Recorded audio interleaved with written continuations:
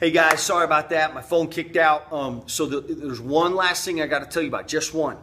When you join the team, you get your training, all right? You also get your fundraising page. You can put your picture up there, and you should. You can put a video up there. You can write a little story about why you're doing what you're doing. Everybody will donate through that page. There's a button there. It says give, okay? And they're going to click that button and they're going to give. They don't sponsor you by mile. They just give what they can give. If they can give $50, great. One kid gets clean water for life for $50.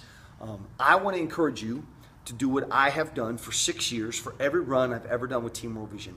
I want you to be the first donor to your own page for 3 reasons. The least important reason is this. I'm going to go kind of in reverse order of importance.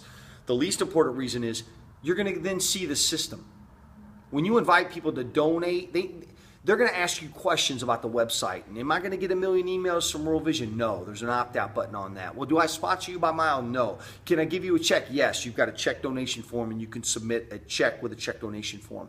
But when you donate, you'll be able to see that full system, okay? So do that. Second thing is, it gets the zero off your fundraising page. When people go to your fundraising page and they see, oh, you're running this thing, but you didn't give to it, they are going to wonder, is this a bucket list thing in your life? They weren't at Olive Knolls yesterday when this stinking movement broke out. That God unleashed his love and his power. So a way you could communicate that to people who were not there on Sunday is by being your first donor. If all you can do is like $5 or $10 this week to get that, zero off, great. If you can do $50, it's huge because it sets the standard for your other givers that one person's getting water for life. Do what you can do and know that getting rid of that zero is money because it communicates to folks that your heart is in this.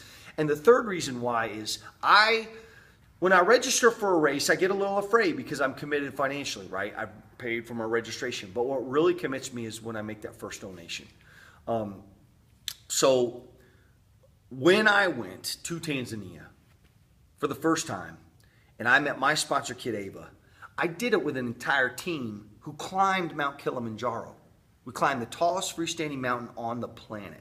All right. Jill, who's going to be emailing you, she was on that team. She's one of my partners in ministry here.